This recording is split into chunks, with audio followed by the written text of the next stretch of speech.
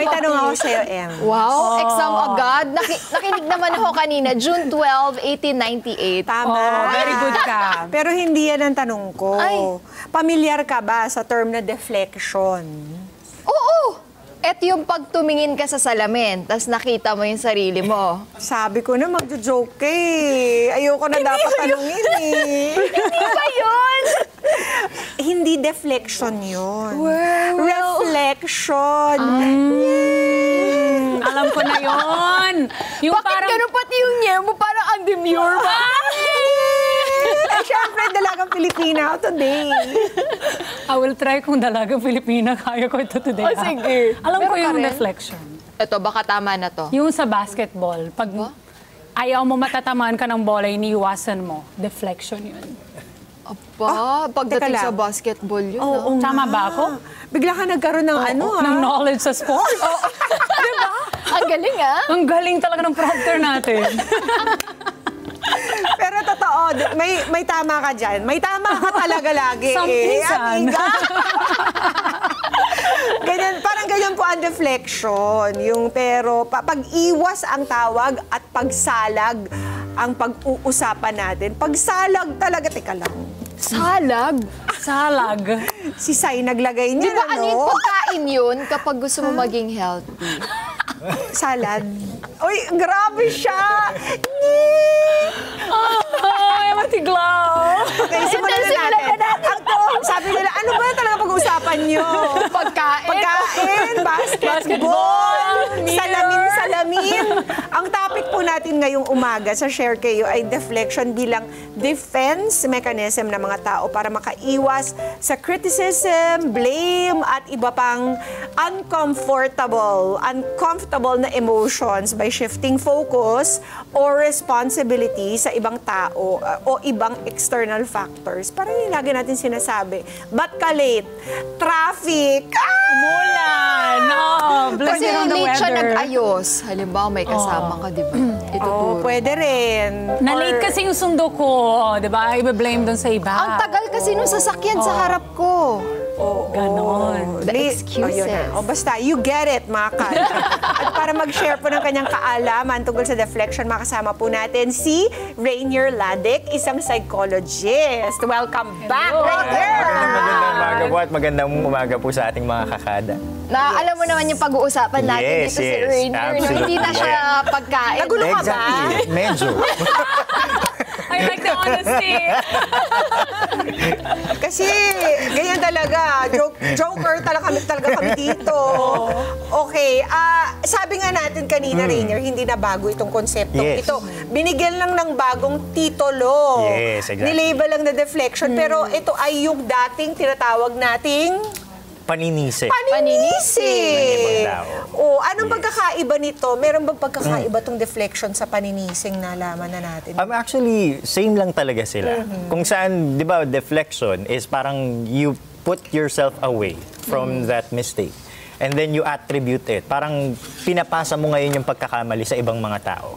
So parang wala talaga siyang like so much difference to it. Other than yung fact na parang alam mo sa sarili mo na ikaw yung nagkamali, but then eventually is sa ibang tao mo siya ina-attribute. Ibang tao or ibang bagay, Yes, no? pwede din. May pagkakaiba ba ito sa denial Okay, at pwede. projection? Ano Yes, naman yung yes. projection? Yan, actually, when we say denial, kumbaga, not all the time na kapag nagde-deny tayo is parang meron siyang attribution ng mistake to others. Kumbaga, you just deny the truth without necessarily... Hindi mo pinapasa yung blame. Yes, pero kapag meron ng pag-attribute ng pagkakamali to others, then that becomes blaming. Kasi, but then of course, ang makikita natin dito, may connection sila with one another. You deny first, then eventually is... You deflect. Yes, you deflect. Parang Kaya connected importante na. din na Hand in aspect. hand sila. Yes, hand in hand sila with one another. Bestie sila. Yes, exactly. And then on the other hand naman, yung projection, hindi lang sa all the time na nagpo-project tayo ng negative emotion. Kasi we can project positive emotions. Kasi sa blaming kasi or deflection, we always blame yung mga negatives. Like, naka-center lang siya sa concept ng mistake. Pero kapag projection kasi, pwede tayong mag-project ng positive feelings. Like, for example, isipin mo or pag-isipan mo yung isang tao na, ay, may gusto sa akin to or may crush sa akin to. When in fact, wala naman talaga. Ikaw talaga yung nakakaramdam ng pagkagusto or yung crush no sa isang tao. Pino-project mo lang siya to others. So, ibig sabihin yan, we can project positive feelings to others. Pero kapag deflection, it's always negative. And it's centering on the mistake itself. Bakit nga ba nagkakaroon ng ganitong behavior, Sir Ray? Alam ko lang na projection yung parang... Ako din eh. Dapat alam mo yung angle mo para makapag-project ng maayos. Pero positive pa rin naman. Ayusin natin! Come on! Positive yung resulta ng picture.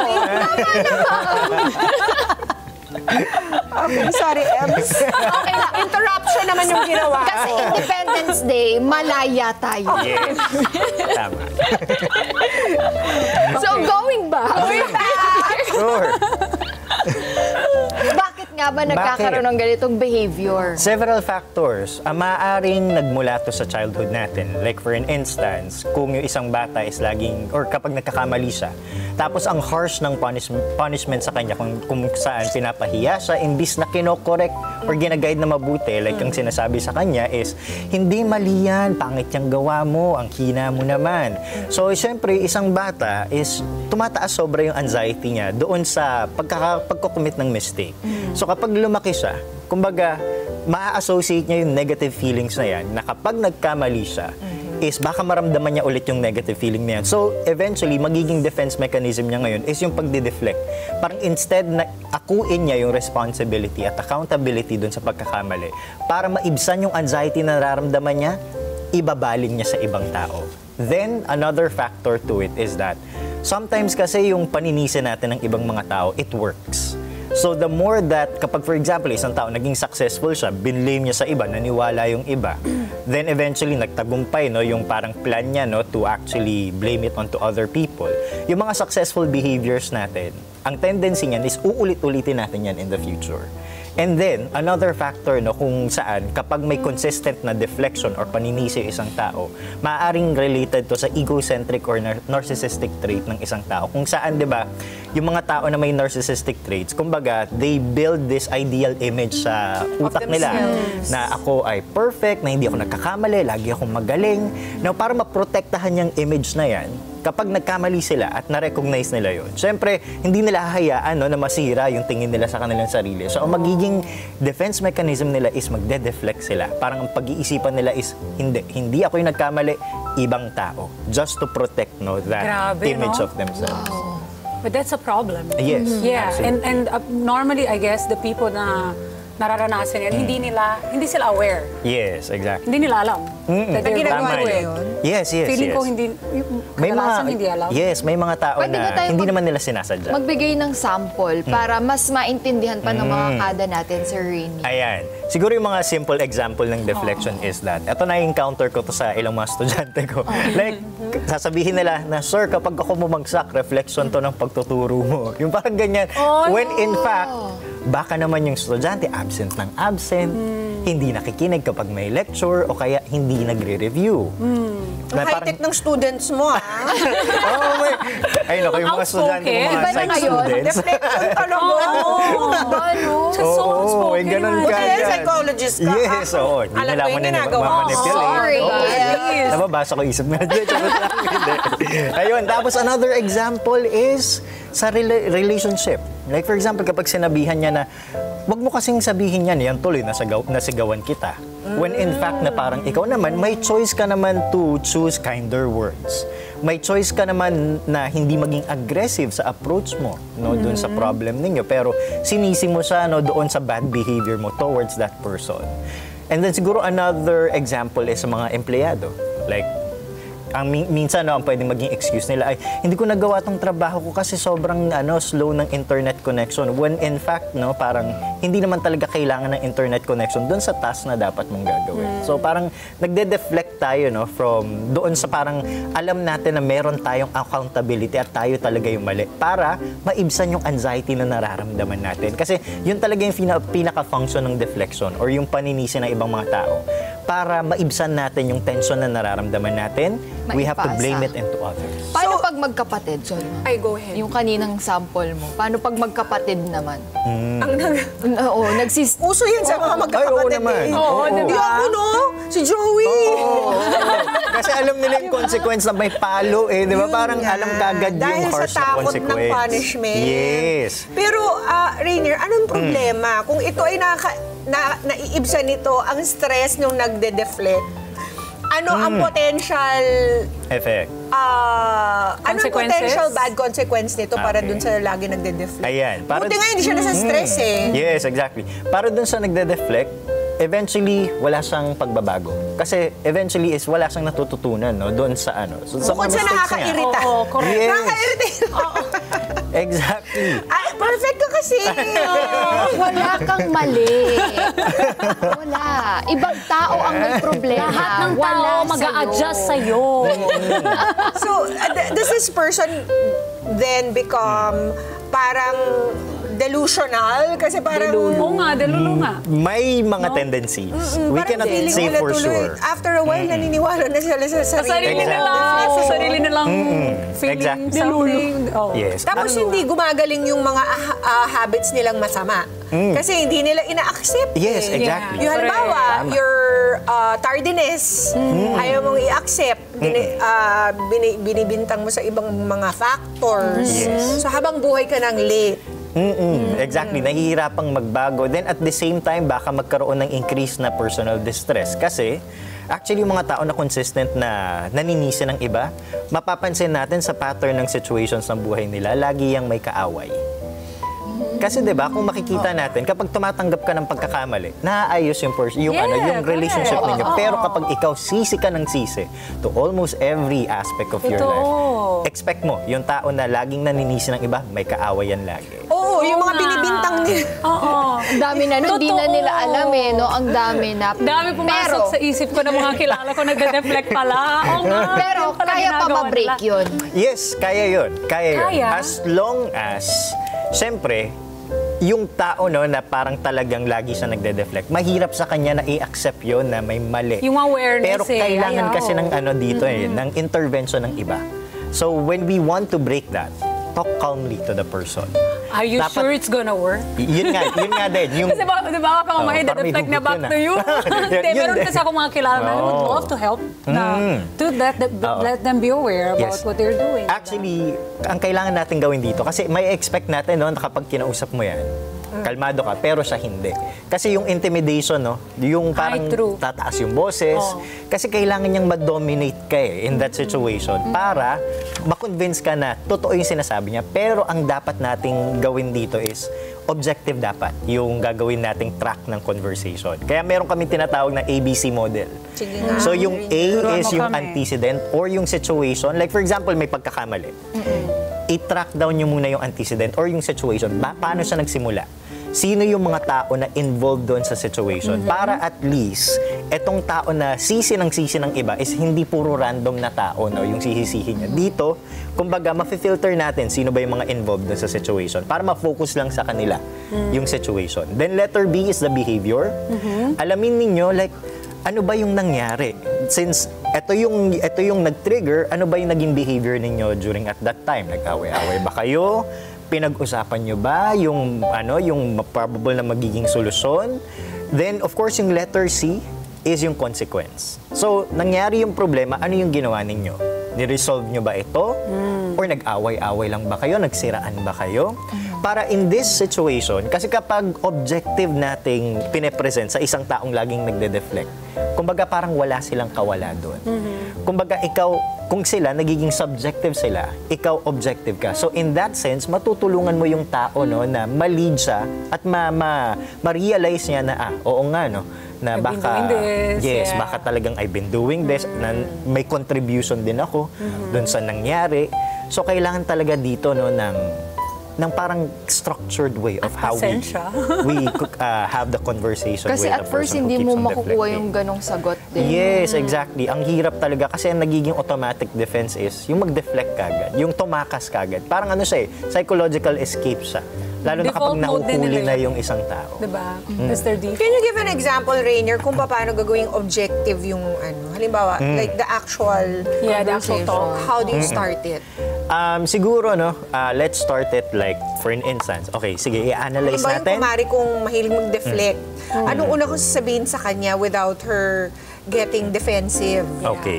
Una, iset muna natin yung tone na kalmado. Sige, pwede ba tayo mag-usap para at least malaman natin kung ano talaga yung pwedeng maging solusyon to this?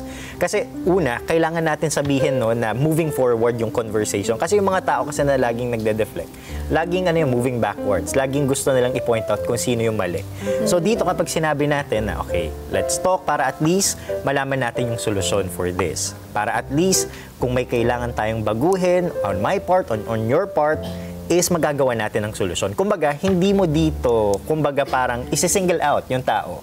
Parang you will also include yourself in that So situation. how will I say it? Yeah, the actual convo. Sige. Parang, amiga, huwag kang mabibigla. Wag ganun. Ano ba yun? Ano yan? Parang lahat yata na sinasabihan na nabibigla.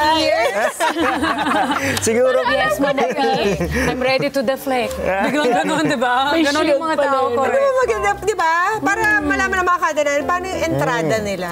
okay, pwede natin no, na umpisahan yan by actually stating yung intent natin directly. Pero without, without yung element ng surprise. Okay. Paano? Kalmado, like, pwede ba tayong mag-usap? Kasi parang, Pwede ba there tayo seems- mag-usap? Oo. Kasi napapansin ko, Ganon. Ganon. Oo, Yes. siguro. pag, how do I include myself? Napapansin parang- ko kapag meron tayong na-experience na hindi maganda,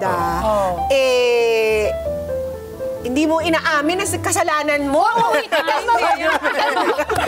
Nag-escalate ka. Okay na ba? From 1 to 10? Pwede na. Nagkularok na.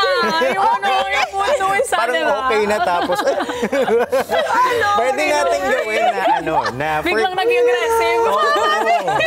Yan ang passive aggressive. Ano mo, pinipigilan mo yung sarili mo, biglang, hindi ko na kaya. parang ang ganda na eh. Parang mag-open up na ako tapos biglang nag-deflect. Pwede nating sabihin like for example, kasi actually, pwede mong i-include yung parang tunay mong nararamdaman. Like, concern ako sa'yo. Oh, yes. Saka Ganyan. nakakalungkot din, no, yung mga nangyayari. Personally, ako din, nalulungkot din ako sa nagiging outcome. Parang dito, So, parang ano rin to? genuine Coming at from a place authentic of ka. love and care. Yes, exactly. Parang relasyon din pala to, na Oo. parang you cannot say, ikaw kasi. Yes. Kapag ikaw kasi lagi kang late, ganyan-ganyan. Sasabihin mo yung nararamdaman mo. Yes, yes. You know, kasi I feel like I am so taken for granted when you don't show up on time. Yes, exactly. mga ganyan. Oo, kasi let's Unahin remember. sa emotions, sa Yung feelings. nararamdaman ko. So, Yes. amiga, parang Hindi ako yun. nalulungkot Alam mo na naman yan. ako. Alam mo, amiga, Hinayin mo na. nalulungkot ako kapag lagi mo ako sinasabihan na ako yung problema. Kapag, Bakit kasi sinasabihan mo siyang kapag ganun? nalilate tayo? Hindi mo ba Ganon. sinasabihan? Yes. Pwede yun. Para at least nare-realize din ng isang Ganda. tao yung consequence ng ginagawa nila. Kasi let's remember na yung mga tao din na nagde-deflect, they came from a place talaga na probably traumatic, na sila Yeah. lagi din yung nasusisi. Or sobrang harsh no, nung consequence na binigay doon sa mistake na hindi naman dapat ganun yung parusa. So parang coming from a place of love and care, parang mararamdaman nila na ay safe tong tao na to. I can be vulnerable with this Pero person. kailangan mo Pero ng teka. patience at Yes, first, no? Kasi exactly. hindi magiging Yes. kalmado yung first na... Tama. Na reaction. Yes, tama, And tama. paano kapag yung ganon ay, halimbawa, may mga tao na dahil sa mga deflection nila, hindi ni-improve kahit yung environment or pati mga ibang tao na nadamay na, naapektuhan. Pero wala naman talagang feelings doon. Halimbawa, it's a workplace or something. How do we Okay. manage that? Nothing personal. Yes, Diba? yes. Kasi you can't put your feelings in there. Yes, exactly. In that sense naman, talagang kailangan dito mag-a-apply na yung pagiging objective. Diretsuhan. Pwede ka naman din na mag-apply ng emotion factor to it, pero hindi naman yung sobrang lambing. No? Yeah, yung may yeah. professional Correct. way of saying it. Like, alam mo ba, because of this, of what you're doing, ito yung nagiging consequence niya ngayon. correct. So we're concerned to this. And of course, kung may maitutulong kami, no, with anything that you should improve on, Maganda nandito yun. lang kami. Tapos ito din, siguro instead of pointing out at describing yung mistakes as it is, like for example, di ba kapag nagkakamali isang tao, ang tendency kasi natin, dinidescribe natin na in a very negative way pa yung mistake. So dito, kapag for instance, nagkamali isang tao, ang makakatulong din is, let's point out kung ano yung desired behavior na gusto natin makita sa kanila. Like for example, instead of saying na, hindi ganyan ang pangit niyan, pwede mong sabihin, why don't we try to do this? Do this instead. You present a solution Yes, you together present with- agad yung desired na behavior mo na gusto mong makita sa kanya. Instead na parang lalaitin mo pa, mapapahiya pa yung tao dun sa mistake, na bababa pa yung self-esteem niya. By actually pointing out yung correct behavior na gusto nating makita sa kanila, we are helping them to explore ways on how they can do things the correct way. Kumbaga, nai-empower pa natin isang tao rather than humiliating them. Para yung I love that. empowering Parang themselves. parenting din yan. Yes. Oo, Yes. hindi nanggagaling dun sa Yes, deflection. exactly. At yan yung pwede ding gawin, no, sa mga corporate, sa mga trabaho, na i-point out na lang natin kung paano niya magagawa yan ng mabuti. Pero of course, essential din, no, na ma-realize nila yung pagkakamali nila. Naman. Oh, kasi syempre ang hirap naman na Or parang wali. naglalakad tayo on eggshells, no, to a person na na talagang laging nagde-deflect. So kailangan din talaga nilang ma-realize na may pagkakamali sila. Yes. Pero i-guide din natin sila doon sa right behavior na gusto natin makita sa kanila. Paano natin i-correct yung deflection behavior? Ayan, kailangan Alam mo, kumonsulta ka na sa eksperto. pwede. Yes. You have to take Oo. accountability kasi Yes. kapag hindi ka nag-take ng accountability, si ganito naman. At si ganito, right. parang pwede rin Pasapasan. Oo. a little guilt trip. Oo. Si ganito naman, may kailangan dahil sa ginawa niyo po. Ito, nawala si ganito ng ganito. Parang ganon. Yes. Parang you really put the consequences, diba, on the Tama table. po yun. Everything is there. Exactly. And of course, other than professional help, yung magkaroon siya ng accountability partner din. Yung ano lang, yung talaga mag-check sa kanya, uy, baka Ay, medyo nice yun. sumusobra ka na on that part, ha? Or So, ano remind oras kita. na? Oo, Malilate ka na yes. naman. Correct. Diba? Oo. Ayos, very nice. Oh, I like this. Oo. At para makonsulta ka na ng mga may reflective behavior, saan ka ba na pwede makontact, Ringy? Mama, Ang dami na nating advice na nabigay din. Oo nga. Meron Naman, tayo, very good. coming from if you have an interpersonal relationship with someone, if you have a professional relationship with someone, sa mga bata, ganun din eh. Yes, Same. ganun din. Actually, it's easier to talk to them than to talk to adults. Yes, eh. oo. Oo. Hindi sila guarded. mas Kasi flexible sa pa kasi yung sa personality adult, nila. parang magre-relearn pa sila. Oo. So, yun yung pinakamahirap Oo. gawin. and they need to unlearn the defective behavior. Yes, exactly. Ayan, anyway, pwede nyo po akong makontak na sa aking mga social media page, sa Instagram, Facebook, and Threads, The Juan Psychologist. Maraming salamat, Rainier. Thank you for being here. Maraming Spending salamat your din holiday po. with us. Thank you. Dapat wala kang pasok eh. Pinapasok ka namin. At mga kadang deflection po ay isang pag-uugali na hindi magandang makasanayan. Kaya imbis na po mag-deflect, let's be willing to accept responsibility for all our actions and decisions. Ikagaganda pa natin Check. yun as humans, di ba? Kaya Let's get together. Sunday 25.